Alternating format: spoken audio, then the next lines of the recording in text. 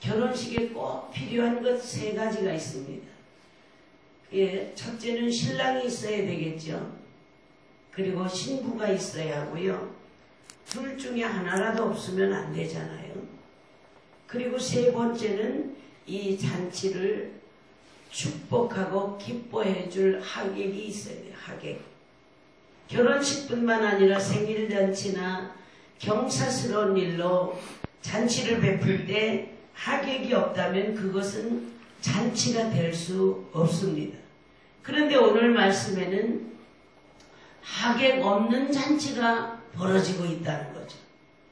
한 사람이 잔치를 준비하고 사람들을 초청했습니다. 그런데 잔치가 열리는 그 시간에 정작 초청한 사람들이 오지 않았다는 거죠. 주인은 모든 것을 준비했습니다. 오늘 17절 말씀에 보니 모든 것이 준비되었나이다 하매라고 기록하고 있습니다. 음식뿐 아니라 손님을 맞이할 마음의 준비, 모든 준비가 다 되었다는 거죠. 그런데도 아무도 그 잔치에 오지 않았던 겁니다. 이런 황당한 일이 어디 있겠습니까?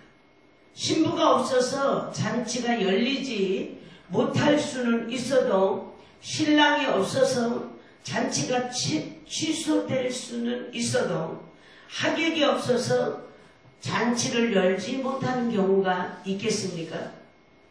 하객 없이 잔치를 한다면 얼마나 황당한 잔치일까? 오늘 이 잔치는요, 오늘 이 성경 말씀에 나오는 잔치는 결혼식은 아닌 것 같습니다. 마냥 그냥 마을 사람들을 위해서 베푸는 특별한 잔치인 듯 합니다. 그런데 손님이 아무도 없다면 잔치의 의미가 무엇이 있겠습니까? 이에 주인이 화가 나서 종들에게 말합니다. 뭐라고 이야기합니까?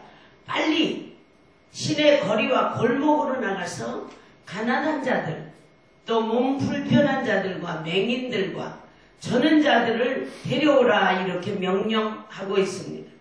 종들은요 주인의 말대로 거리로 골목으로 나가서 그들을 다 데리고 왔습니다. 그런데도 자리가 비어있다는 거죠. 종들이 주인에게 그래도 자리가 비었다고 하자 주인은 다시 종들에게 22절에서 명령합니다. 그러면 길과 산 울가로 나가서 그러죠. 그래서 사람들을 강권하여 데려다가 내 집을 채우라 이렇게 말씀하고 있습니다. 이렇게 해서 잔치집의 손님은 차고 잔치가 시작이 됩니다. 자, 사랑하는 여러분, 오늘 주님께서 이 비유를 통해서 말씀하시고자 하는 것이 무엇이겠습니까? 오늘 하나님께서 우리에게 말씀하시는 것이 무엇이겠습니까? 하나님 나라는요 잔치집과 같다는 거죠. 성경은 종종 하나님 나라에 대해서 하나님 나라에 대해서 말씀하실 때 잔치에 비유하는 것을 우리가 볼 수 있습니다. 마태복음 2장에 22장에 보면 비슷한 비유가 나옵니다. 왕이 아들의 결혼을 위해 베푼 혼인잔치를 말씀하시면서 천국은 마치 이 혼인잔치와 같다 이렇게 말씀하십니다.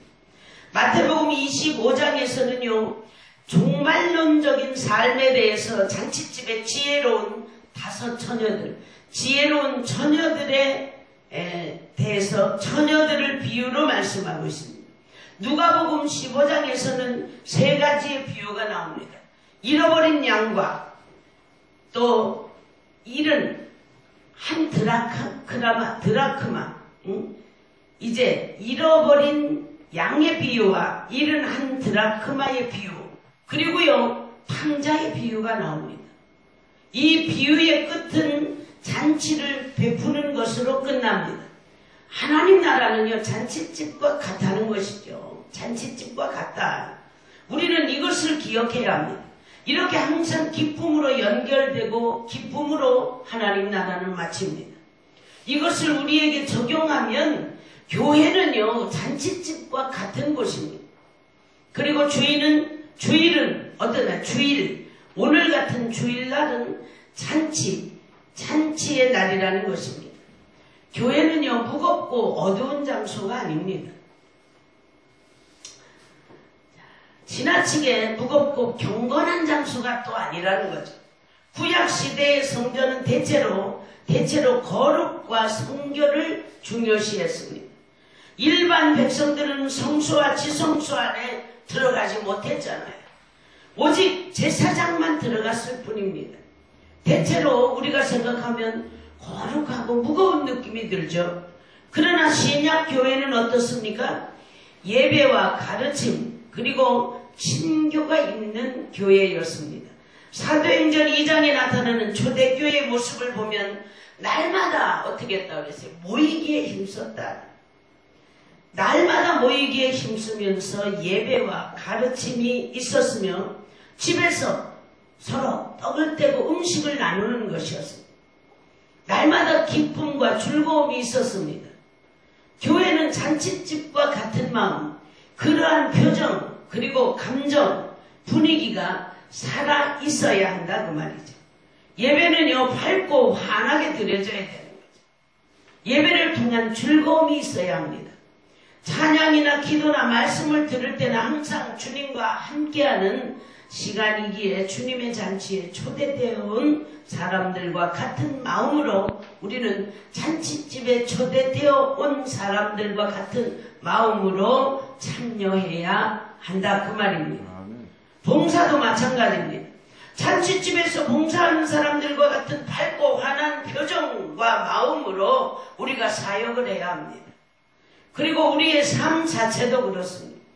우리의 생활 속에서도 잔치집에 다녀온 사람과 같이 하나님 나라에 사는 사람과 같이 항상 즐거움이 있어야 된다는 거죠.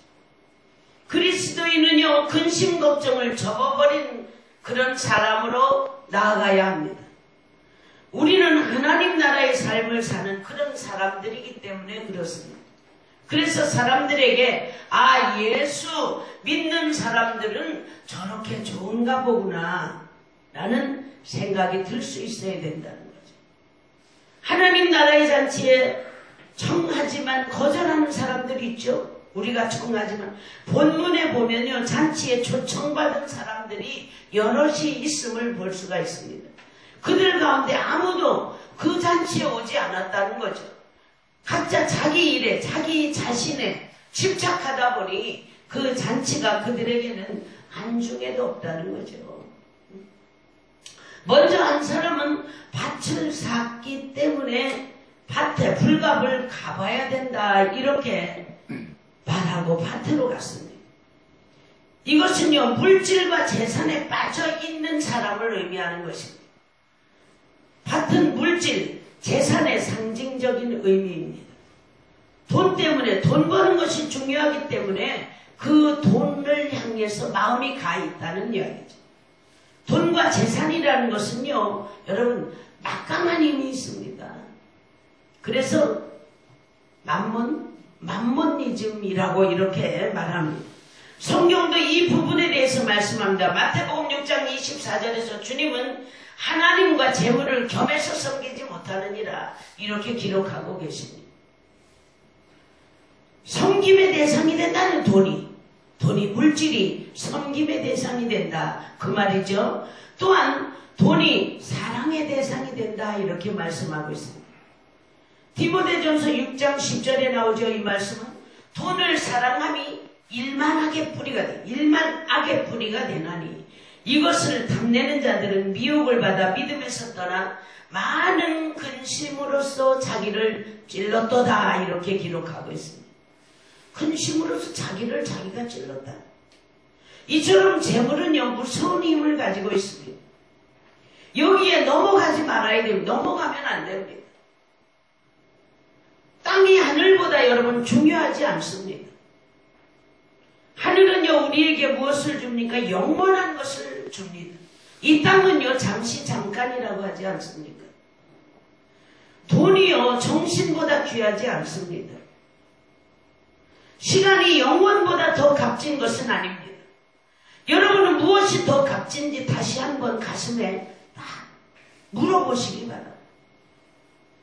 두 번째는요 소를 샀기 때문에 시험하러 가야 된다 이렇게 말하고 있습니다. 소는 뭐를 상징하는지 아십니까? 소는요 일과 사업을 의미합니다. 곧 일 때문에, 사업 때문에 잔치에 참여할 수 없다 그 말입니다. 세 번째 뭐라고 이야기합니까? 장가 들었기 때문에 갈 수 없다 그럽니다. 장가 들었다. 이것은요, 성과 사랑으로 인한 핑계입니다. 사람이 더 중요하기에 잔치에 응답하지 못한다는 것입니다. 하나님보다 사람을 더 의지하고요, 사람을 더 좋아하는 사람들의 거절입니다. 오늘 말씀은 이러한 사람들이 교회 안에 이 땅에 많이 있다는 걸 말씀하시는 것입니다. 그리고 이들에 대해서 내가 너희에게 말하노니 전에 청하였던 그 사람들은 하나도 뭐라 그래요? 내 잔치를 맛보지 못한다는 거예요. 자, 이제 세 번째는요, 포기가 아니라 교훈으로 먼저 보아야 합니다. 주님께서 마지막으로 천국잔치에 초대를 하셨는데 거절하는 사람은 다시는 하나님 나라에 들어오지 못합니다. 우리의 상황에서 이 말씀을 이해할 때요, 이런 교훈이 있습니다. 이 땅에 이렇게 거절하는 사람들이 많이 있을 것이라는 거예요. 이 땅에. 그들은 종말의 시간에는 다시는 청함을 받지 못하지만 지금은 계속적으로 그들을 용납하고 청하라, 계속적으로 권면하라, 계속적으로 데려와라, 이런 뜻이 있습니다. 하나님 집으로, 하나님 전으로 계속적으로 데려와라, 계속 청해라, 예배드리자, 계속 청하라, 그 말이죠. 이 이야기 속에서 앞으로의 사람들은 이러한 청함에 거절하지 않고 주님께 응답하고 나오기를 바라시는 그런 마음이, 간절한 내게로 돌아오라는 주님의 그런 마음이 들어있음을 우리가 볼 수 있습니다. 그래서 복음이 필요한 것입니다.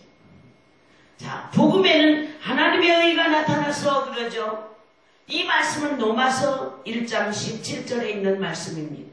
복음에는 하나님의 의가 나타나서 믿음으로 믿음에 이르게 하나니 기록된 바로 오직 의인은 믿음으로 살리라.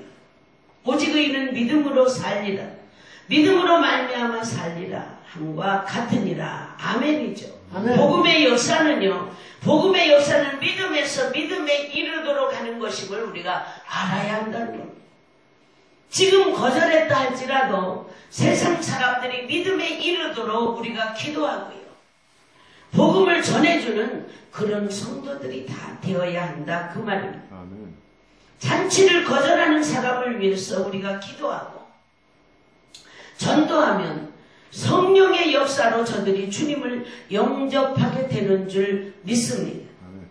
하나님은 언제나 회개할 수 있는 기회를 주시는 분이십니다. 제가 그 가슴 깊이 뼈저리게 느꼈던 말씀이요, 어느 자리에 가서 그 말씀을 했어요. 요즘에는 목사님들이 전도하지 않습니다. 어느 중요한 분과 대화를 하면서 제가 그 말을 했어요. 요즘에는 목사님들이 전도하지 않습니다. 그런데요, 목사님들만 안 합니까? 성도들도, 우리 성도 때 있었잖아요. 우리 집사 때 있었잖아요. 그때는요, 주일날 예배 마치고 나면은요, 오후에 전부 다 전도지 한 보따리씩 안고 선교지로 나가야 전도하러, 각 병원으로, 각 빌딩으로 나가야 됐습니다. 안 가면 자기한테 맡겨준 그 책임 분량을 다 해야 됩니다. 안 가면 안 됩니다. 그런데요, 거기를 들어가려고 그러면요, 경비 이런 분들이 장사건 취급하고 못 들어오게 막습니다. 그럼 그 전도지 끌어안고요, 뒤로 몰래 숨어서 들어갔어요. 기도해 줄 때도, 환자들을 위해 기도해 줄 때도 벌벌 떨면서요, 그 경비들이 들어와가지고 막 나가라고 내쫓으니까 덜덜덜 떨면서 기도해 주고 나오는 몰래 그렇게 전도했습니다. 전도가 생명인 줄 알고 다녔습니다. 아파트 계단마다 엘리베이터 없는데 오르내리면서 집집마다, 문마다 전도지 하나씩 밀어놓고 그렇게 전도했어요. 근데 요즘에는 볼 수가 없습니다. 제가 그 말을 했어요. 요즘엔 목사님들 전도하지 않습니다.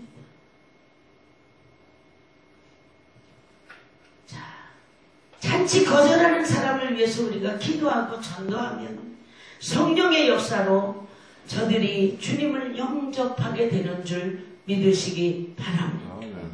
하나님은 언제나 회개할 수 있는 기회를 우리에게 주시는 것, 수없이 주시는 것. 우리는 이런 주님의 심정으로 잔치의 초청을 거부하는 사람들을 위해 기도하는 거죠.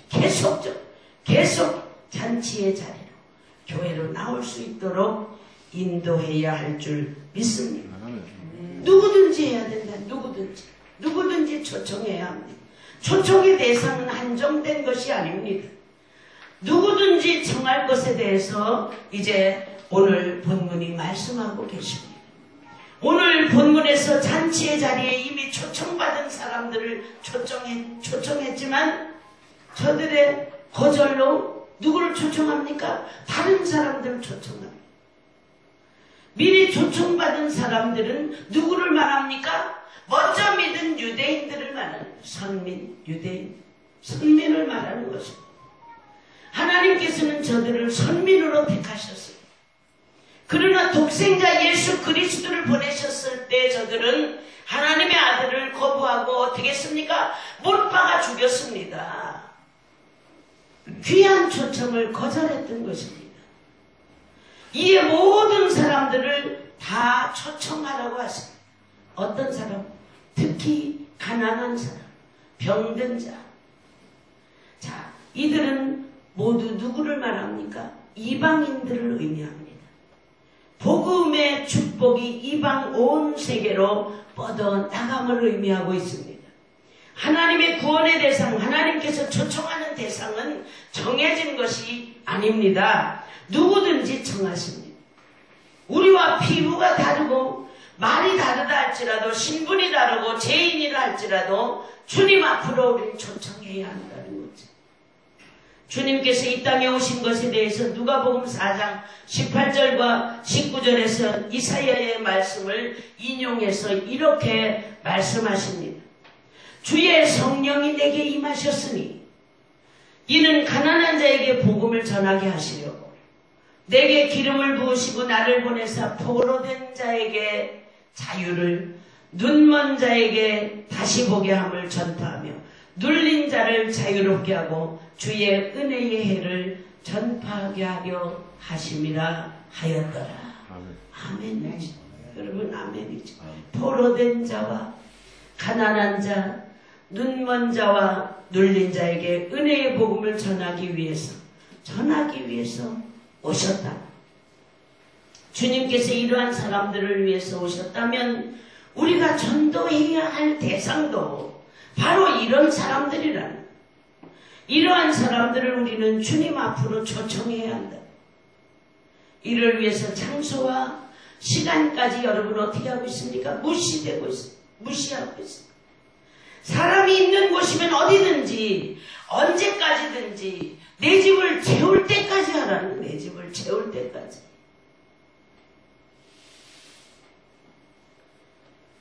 종들의 순종하는 태도를 우리는 배워야 합니다. 이 잔치를 보면서 우리가 배워야 할 것들이 있다. 바로 종들의 태도란 태도. 종들은 바로 우리 이 자리에 계신 저와 여러분을 의미합니다. 주님께서 이들에게 청하라고 할 때 그들은 두말하지 않고 거리로, 골목으로, 길과 울타리가로, 산울가로 나갔다. 저는 이 말씀을 대하면서 가슴이 뜨거웠습니다. 누구 가서 전도 좀 해봐, 오라고 그래봐. 그러면 한 사람도요, 아유 다녀오겠습니다. 이거보다는 그 사람은 안 돼요, 이렇게 해서 안 돼요, 핑계 댔다는 거죠. 그런데 오늘 말씀 보니까 한 사람도 그런 사람이 없었다. 무조건 나갔다.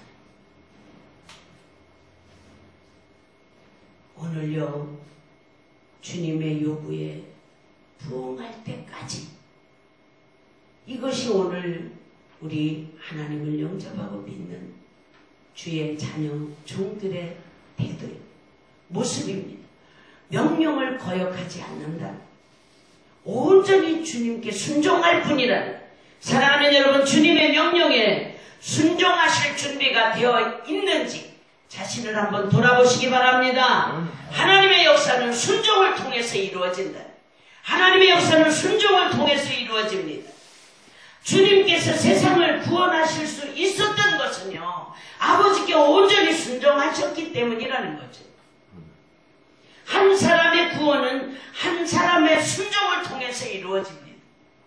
나의 순종을 통해서 우리는 생명을, 여러분 한 분 한 분의 순종을 통해서 이제 생명을 구원할 수 있다는 걸 잊지 마시기 바랍니다. 여러분, 마지막 잔치가 오기 전에 우리는 주님께서 이 땅에 베풀어 주시는 복음의 잔치에 사람들을 청해야 한다는 거죠. 혹 거절하는 사람들에게 오늘 이 말씀을 전하시기 바랍니다. 일이 바쁜 사람, 돈이 더 중요한 사람, 사랑이 더 중요한 사람, 그런 사람에게 그것이 하늘의 것보다 더 중요한 것은 아니라는 것을 전해주시기 바랍니다. 그리고요, 여러분 한 분 한 분이 주님의 사랑을 보여주시기 바랍니다. 천국잔치에 참여하는 자의 표정을 보여주시라고 말이죠. 그런 가운데서 성령의 역사를, 성령께서 우리와 함께 하심을 믿으시기 바랍니다. 기도하시겠습니다. 하나님 감사합니다. 오직 예수, 오직 예수, 오직 예수로 이제 이 땅에 보내신 성령이 힘입어서 저희가 주님 나라 확장을 위해 믿음으로 달려가게 도와주시고, 어렵고 소외된 이웃을 향해 온종의 주님 사랑을 전할 수 있게 하시고, 아버지 하나님, 마음과 뜻과 정성을 다해 하나님을 섬기고 내 이웃을 내 몸과 같이 사랑하라는 아버지 하나님의 그 계명에 순종하는, 사랑하는 귀한 자녀들이 다 되게 하옵소서. 예수님의 이름으로 감사하며 기도드렸습니다. 아멘.